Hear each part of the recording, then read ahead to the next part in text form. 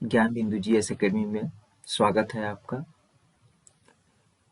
ज्ञान बिंदु test series चल रहा है जो कि डेली टेस्ट है। साइंस एंड टेक्नोलॉजी 12 जनवरी 2023।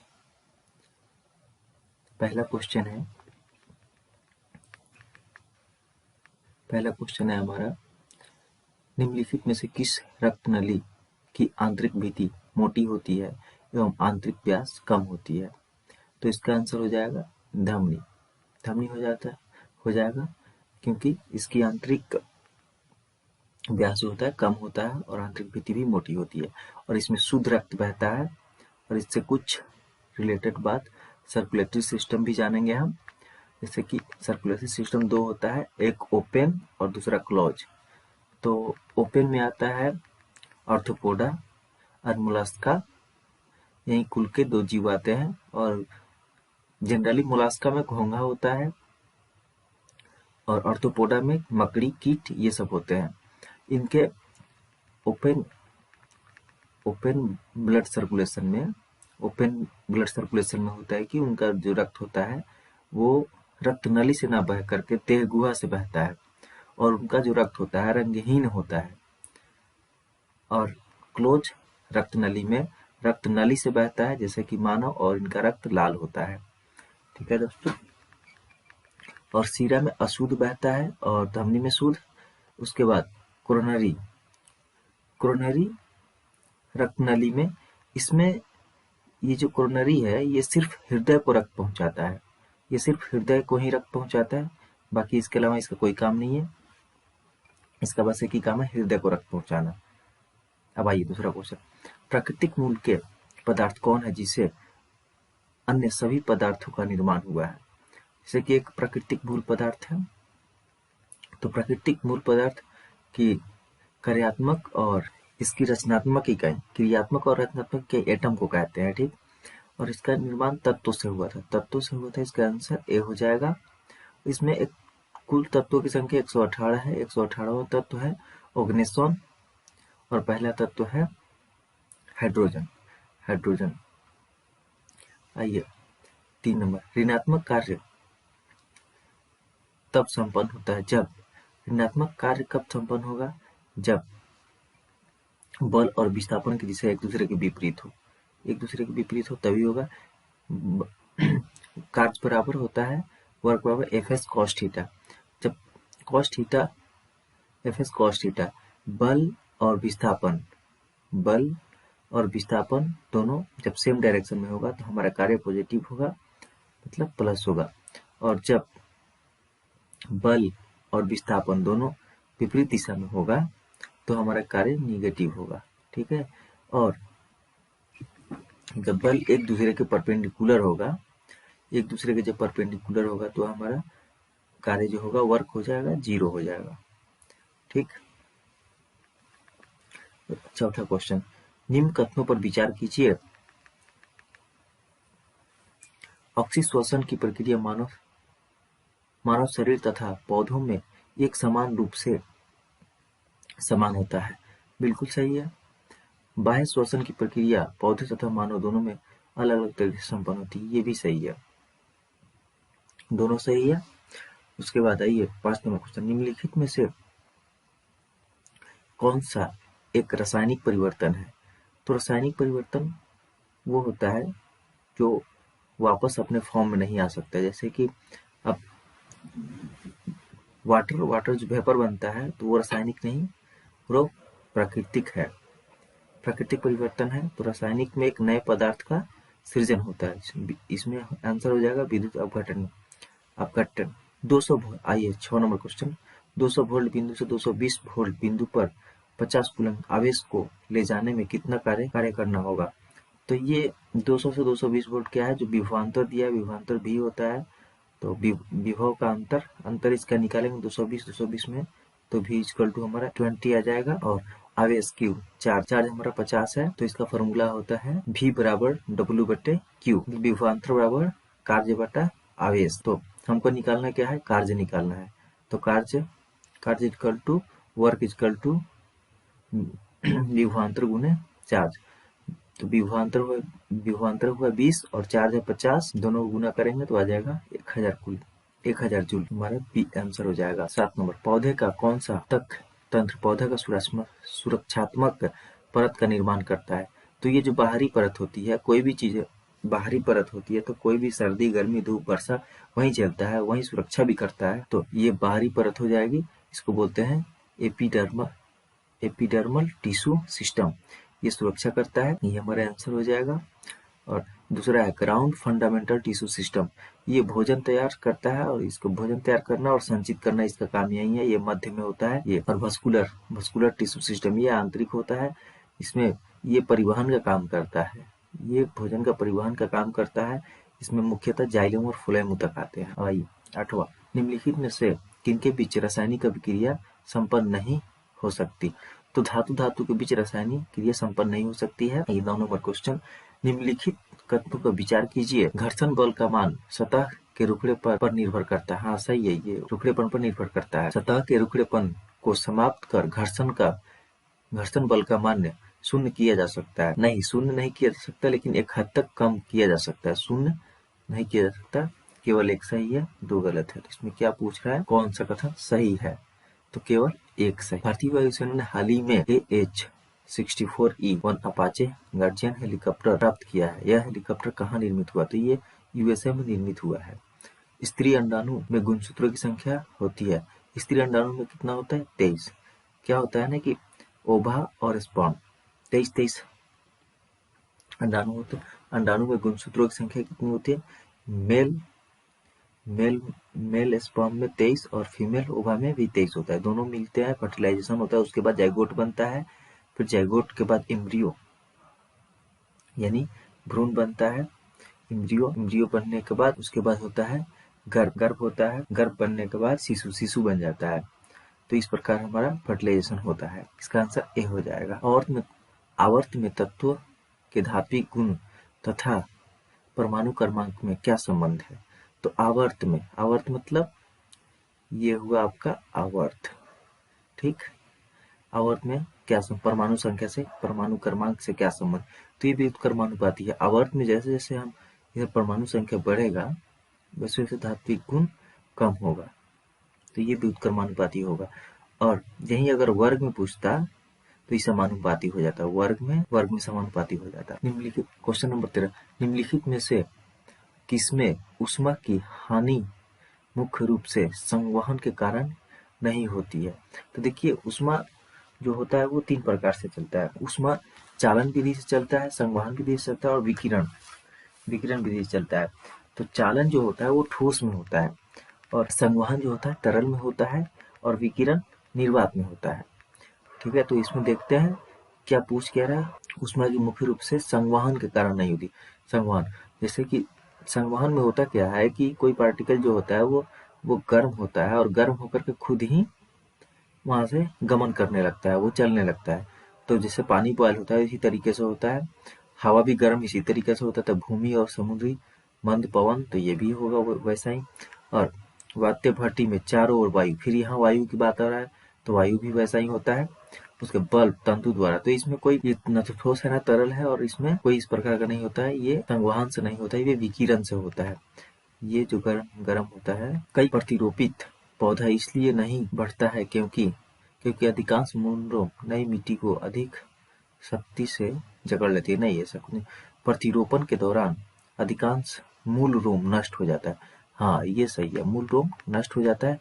तो मूल रोम नष्ट हो जाता है तो इससे क्या होता है, जैसे ये मूल रोम का काम क्या है, मिट्टी से जल को सोखना। मिट्टी से ये जल को सोखते हैं और शोषण करते हैं पौधे के पोषण के लिए। ठीक है, अब यहाँ पे है KMnO4 तत्वों का पोटेशियम तथा तत्वों का पोटेशियम, मैग्नीशियम और ऑक्सीजन का क्रमशः ऑक्सीकरण अवस्था क्या है?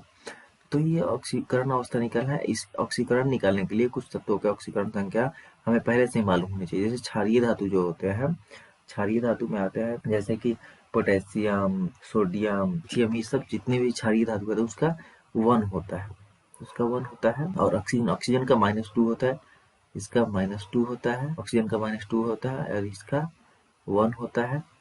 और उसके बाद तो ऑक्सीजन हमारा कितना है, 4 है, तो इसका 8 हो जाएगा, -8 हो जाएगा। ये कितना है हमारा 1 है, +1 हो जाएगा। उसके बाद मैग्नीशियम कितना है हमारा KMnO4, इसका यहाँ पे 6 हो जाएगा। तो इस सबको जोड़ करके 0 कर देंगे। उसके बाद हमारा -7 आएगा। -7 जब भी उस तरफ जाएगा तो +7 हो जाएगा। 1 2 7, ये डी आंसर हो जाएगा। एक स्नोबोर्ड मोटी रस्सी के सहारे किसी पर्वत पर 5 मीटर पर सेकंड की दर से ऊपर की ओर गतिमान यदि 3000 वाट शक्ति का उपयोग हो रहा है तो उस पर कितना बल लगाया गया है। जैसे कि डायरेक्ट कोई स्नोबॉल ऊपर या नीचे की बात हो, ठीक, स्नोबॉल, तो इसका पावर दे रहा है, और क्या पूछ रहा है, कितना बल, फोर्स पूछ रहा है। तो पावर इक्वल टू होता है वर्क बटा टाइम, ठीक, और वर्क होता है फोर्स गुना डिस्प्लेसमेंट, ठीक, फोर्स गुना डिस्प्लेसमेंट बटा टाइम हो गया। उसके बाद तो डिस्प्लेसमेंट बटा टाइम क्या होता है हमारा, ये फोर्स रहने देते हैं, डिस्प्लेसमेंट S बटा टी, डिस्प्लेसमेंट बटा टाइम होता है हमारा वेग, वेलोसिटी, तो F गुना V, ठीक। तो फोर्स गुना वेलोसिटी इक्वल टू पावर, ठीक है। तो अभी हमको निकालना क्या है, बल निकालना है, फोर्स निकालना है। तो फोर्स इक्वल टू पावर बटा वेलोसिटी।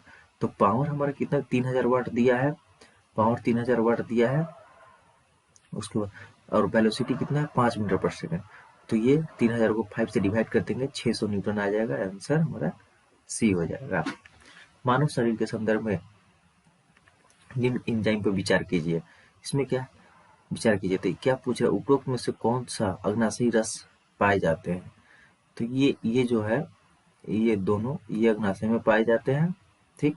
और ये जो सुक्रोज और माल्टेज जो है ये छोटी आंत में पाए जाते हैं। ये दोनों जो है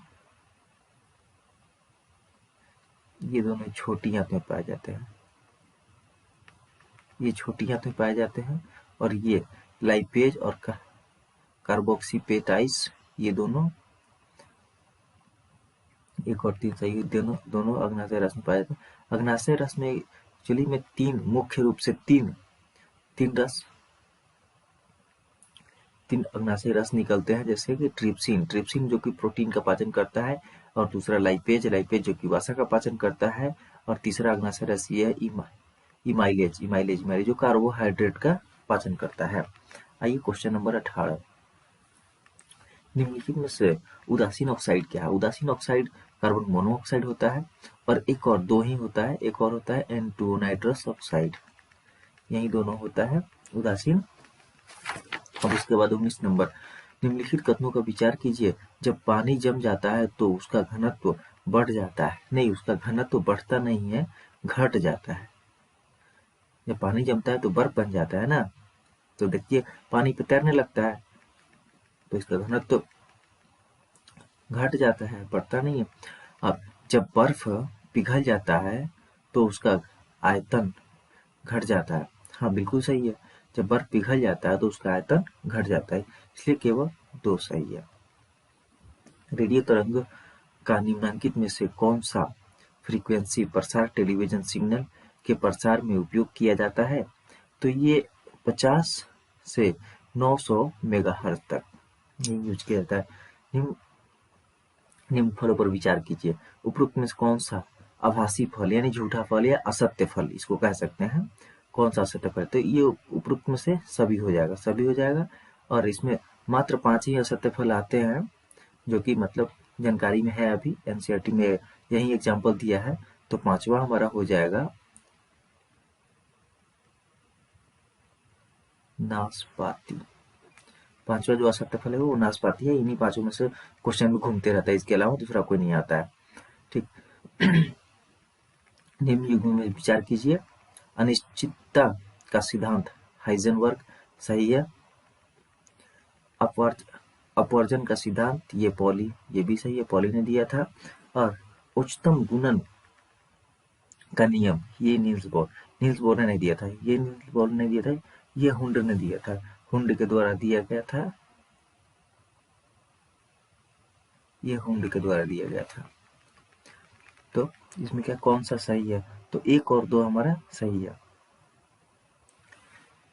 विभिन्न रंगों का प्रकाश विभिन्न रंगों के प्रकाश आपस में घुल मिलकर नए रंग के प्रकाश उत्पन्न करते हैं। इस संबंध में निम्न में से कौन सा सही विकल्प है? तो इस संबंध में हमारा सही विकल्प ये है, नीला प्रकाश प्लस मैजेंटा प्रकाश बराबर श्वेत प्रकाश होता है। तो मैजेंटा कलर में दो कलर आते हैं, जो कि ये है कि मैजेंटा में हरा, एक मिनट मैजेंटा उसे बोलते हैं लाल और नीला मैजेंटा कलर होता है। और प्राथमिक कलर जो होता है, जैसे कि 3 प्राथमिक कलर होते हैं, लाल, हरा और नीला, इन तीनों को मिलाएंगे तो श्वेत रंग प्राप्त होगा। ठीक, आगे आइए। अनोक्सी श्वसन में ग्लूकोज के अपूर्ण विघटन के फलस्वरूप बनता है।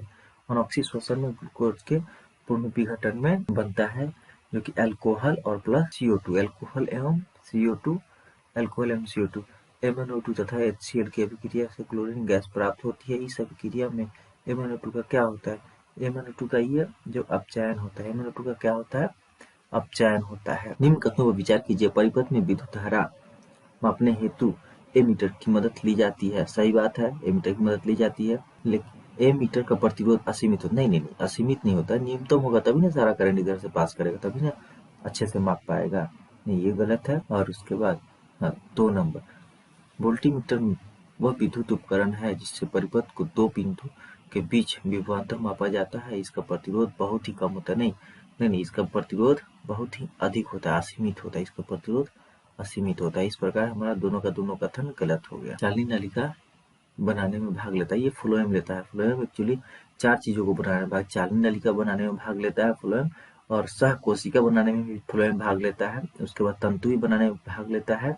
उसके बाद पैरेन्काइमा भी बनाने में भाग लेता है। 28 नंबर, आदर्श गैस के लिए अवस्था समीकरण PV=nRT में गैस स्थिरांक का मान निर्भर करता है। तो गैस स्थिरांक का माप की इकाई पर निर्भर करता है। एक ध्वनि तरंग का तरंग दैर्घ्य 70 सेंटीमीटर और उसकी आवृत्ति 1000 हर्ट्ज है। ध्वनि तरंग को 1.4 किलोमीटर की दूरी तय करने में कितना समय लगेगा? तो V=n लैम्डा। ठीक, तो n होगा फ्रीक्वेंसी, लैम्डा होगा तरंग दैर्घ्य, V=n लैम्डा हो गया। तो उसके बाद अब देखिए क्या निकालना है हमको, V निकालना है, वेलोसिटी।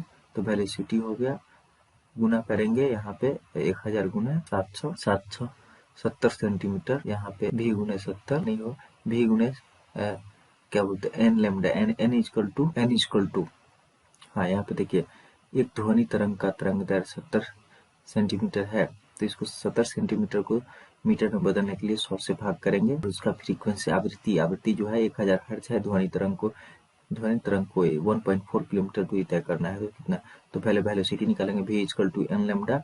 तो n कितना 1000 दिया है और 70 बटा 100, तो यहाँ से 2 0 कट करेंगे, हमारा 700 मीटर पर सेकंड आ जाएगा। ये 700 मीटर पर सेकंड वेलोसिटी आ जाएगा। तो हमको टाइम निकालना है, तो टाइम = डिस्टेंस बटा स्पीड। तो ये क्या है, किलोमीटर में है, तो इसको मीटर में बदलेंगे। 1 किलोमीटर बराबर 1000 मीटर, तो 1000 से गुना कर देंगे 1.4 को, और नीचे स्पीड देंगे। तो स्पीड 700 आया है, तो 700 से भाग कर देंगे, और ये उड़ेगा, पॉइंट यहाँ से हटेगा, बटा 10 हो जाएगा।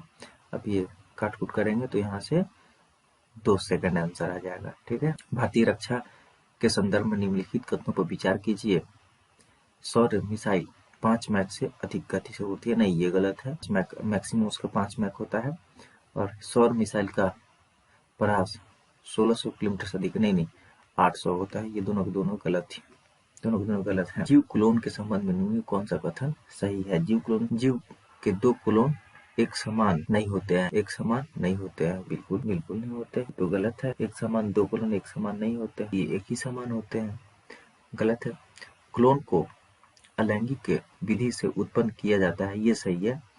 क्लोन को अलैंगिक विधि से उत्पन्न किया, तो क्लोन में माता पिता के दोनों लक्षण पाया जाता नहीं। क्लोन एक समान जुड़वा एक ही क्लोन होता है, नहीं, जरूरी तो नहीं। निम्न कथनों पर विचार कीजिए। ऋण आवेश परमाणु इलेक्ट्रॉन की संख्या प्रोटॉन से अधिक होती है।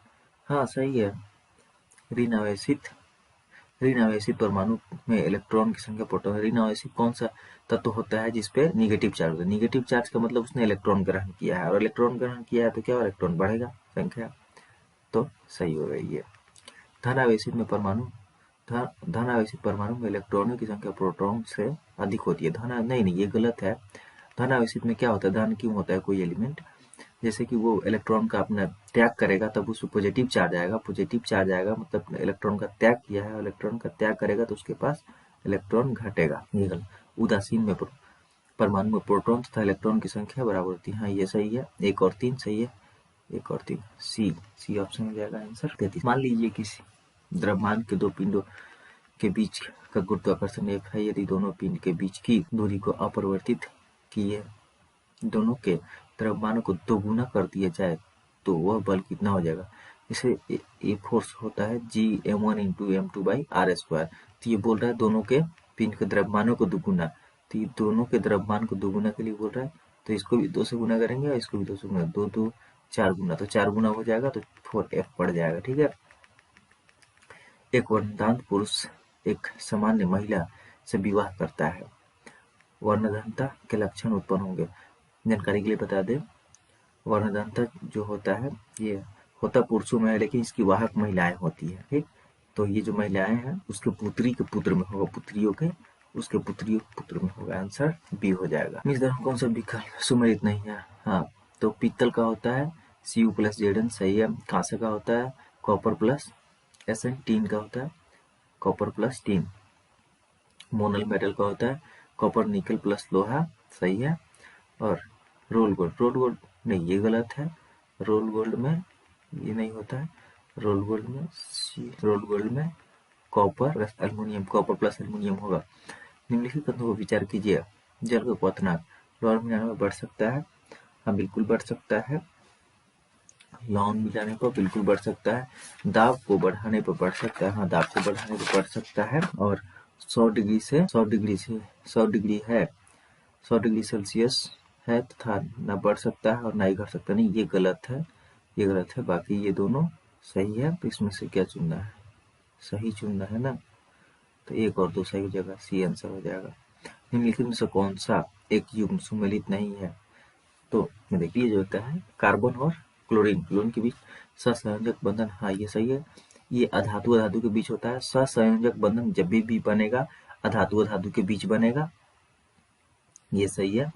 सहसंयोजक बंधन जब भी बनेगा अधातु के बीच बनेगा। NaCl आयनिक बंधन होता है, ये जब भी बनेगा धातु के बीच बनेगा। जब भी आयनिक बंधन जब भी बनेगा वो धातु के बीच बनेगा। और C2H5OH हाइड्रोजन बंधन जब भी बनता है वो तीन एलिमेंट के साथ ही बनेगा, या तो हाइड्रोजन ऑक्सीजन और हाइड्रोजन के बीच, और हाइड्रोजन नाइट्रोजन के बीच, और हाइड्रोजन फ्लोरीन के बीच, यही तीनों के साथ बन सकता है PH3। ये सहसंयोजक बंधन, यही सुमेलित नहीं है, ये सहसंयोजक बंधन नहीं है, उपसंयोजक बंधन नहीं है, ये उपसंयोजक बंधन नहीं है, ये सहसंयोजक बंधन है PH3। किसी पत्थर को 40 मीटर पर सेकंड प्रारंभिक वेग से सीधे ऊपर की ओर फेंका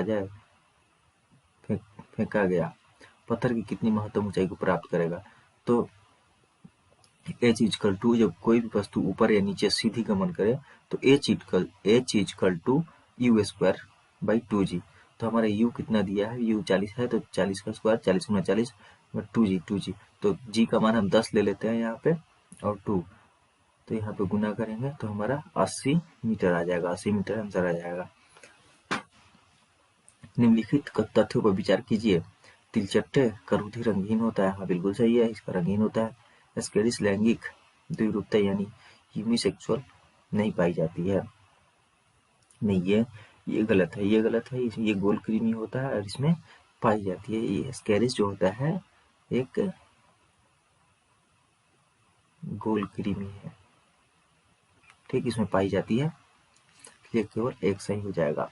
माइक्रो ब्लॉगिंग साइट पर ट्विटर पर अधिकतम कितने शब्द संदेश प्रसारित? ये 140 आंसर हो जाएगा इसका। पौधे के विभिन्न भागों में वृद्धि करने वाला हार्मोन ऑक्सिन का मुख्य से पौधे के किस भाग में होता है? ये ऑक्सिन जो होता है तने के शीर्ष भाग में होता है। ऑक्सिन कहाँ होता है? तने के शीर्ष भाग में होता है। पॉलीथीन तथा PVC का उदाहरण है। ये पॉलीथीन तथा पीवीसी का उदाहरण है थर्मोप्लास्टिक। थर्मोप्लास्टिक जो है इसका उदाहरण है थर्मोप्लास्टिक। इसको थर्मोप्लास्टिक की ये गुण होता है ना, जैसे कि इसको गर्म करेंगे तो ये मुलायम हो जाएगा और ठंडा करेंगे तो फिर ये कड़ा हो जाएगा, टाइट हो जाएगा, और फिर से गर्म करेंगे तो फिर मुलायम हो जाएगा और फिर से ठंडा करेंगे तो फिर ये टाइट हो जाएगा। तो ये गुण होता है इसमें।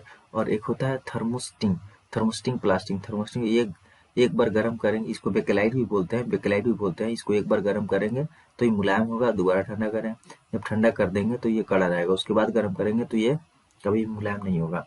ठीक, निम्न में से किस परिघटना हेतु प्रकाश का अपवर्तन जिम्मेदार नहीं है? प्रकाश का अपवर्तन जिम्मेवार नहीं है, तो देखते हैं ऑप्शन में क्या दिया है। पानी से भरे बर्तन में सिक्का थोड़ा उभरा हुआ, ये प्रकाश का अपवर्तन से होता है, ये जिम्मेवार है प्रकाश। ये आकाश का रंग दिन में नीला प्रतीत होता है, ये प्रकाश का अपवर्तन है, ये प्रकीर्णन है, ये प्रकाश का प्रकीर्णन है, यही आंसर हो जाएगा। तारों का टिमटिमना है प्रकाश का अपवर्तन है, और पानी में डूबी हुई लकड़ी मुड़ी हुई प्रतीत होना, ये भी प्रकाश का अपवर्तन है। निम्न कथनों में विचार कीजिए। जीका वायरस मनुष्य को ठीक उसी तरह प्रभावित करता है जिस तरह डेंगू। नहीं, ये गलत है। डेंगू जो होता है ये प्लेटलेट्स कम कर देता है, जीका वायरस मस्तिष्क में लगता है, ये मस्तिष्क पे अटैक करता है, जीका वायरस मस्तिष्क पे, और ये डेंगू जो प्लेटलेट्स पे अटैक करता है, तो ये गलत है। जीका वायरस उसी मच्छर के माध्यम से फैलता है जिस माध्यम से डेंगू। हाँ, ये सही है। दोनों एडीज मच्छर द्वारा फैलता है,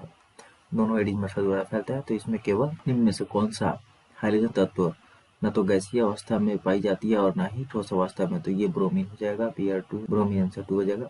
एक ट्रक के क्षैतिज फर्श पर एक बक्सा रखा गया है, बक्सा और फर्श के बीच स्थिर घर्षण गुणांक 0.4 है। ट्रक का महत्तम त्वरण क्या हो सकता है ताकि वह फर्श से ना फिसले? तो यहाँ बल और घर्षण बल बराबर है, तो बल होता है F बराबर ma और घर्षण बल बराबर μmg। तो यहाँ पे mm कट जाएगा तो a एक्सेलरेशन बराबर μmg हो जाएगा। म्यू हमारा घर्षण कितना दिया 0.4 दिया हुआ है, और हमारा g कितना है, g 9.8 है, तो इसको दोनों को गुना करेंगे तो 3.92 मीटर पर सेकंड स्क्वायर हो जाएगा। नहीं हो जाएगा, आंसर हमारा बी हो जाएगा। हाँ, फेनॉक्सी एसिटिक अम्ल 2,4-D है, ये खरपतवारनाशी है, ये विश्व का पहला खरपतवारनाशी है जो कि 1940 में बना था। निम्न युग विचार कीजिए, किस एंथ्रासाइट कोयला है निम्न उच्च किस्म का? हाँ, ये सही है, एंथ्रासाइट उच्च किस्म का कोयला है, और निम्न किस्म का कोयला लिग्नाइट है। नहीं, बिटुमिनस जो है ये भी गलत है, 2 और 3 दोनों गलत है। बिटुमिनस जो है ये बिल्कुल निम्न किस्म का है और सामान्य किस्म का लिग्नाइट है, ये ऐसा हो जाएगा, दोनों निम्न किस्म का है बिटुमिनस। अब आइए, यदि लोलक की लंबाई 4 गुनी कर दी जाए तो लोलक को झूलने का समय, तो देखिए T= टाइम होता है लोलक का टाइम, T= 2π√L/g। तो यहाँ पे कितना 4 गुनी करनी है, तो L 4 गुना, लंबाई 4 गुनी करनी है, तो L को रूट के अंदर अगर 4 डालेंगे तो कितना 2 निकलेगा, तो 2 गुना होगा, तो 2 गुना हो जाता है, आंसर बी हो जाएगा। निम्नलिखित कथनों पर विचार करें। मालवेयर जो होता है दोषापूर्ण सॉफ्टवेयर जिसमें हानिकारक बग्स शामिल होते हैं, सही है, बिल्कुल सही है। ट्रोजन हॉर्सेज तथा स्पाईवेयर प्रमुख मालवेयर है, हाँ, दोनों सही है। इस प्रकार आपका 50 क्वेश्चन कंप्लीट हुआ। अच्छा लगे तो चैनल को सब्सक्राइब कीजिए और लाइक भी कीजिए। थैंक यू, जय हिंद।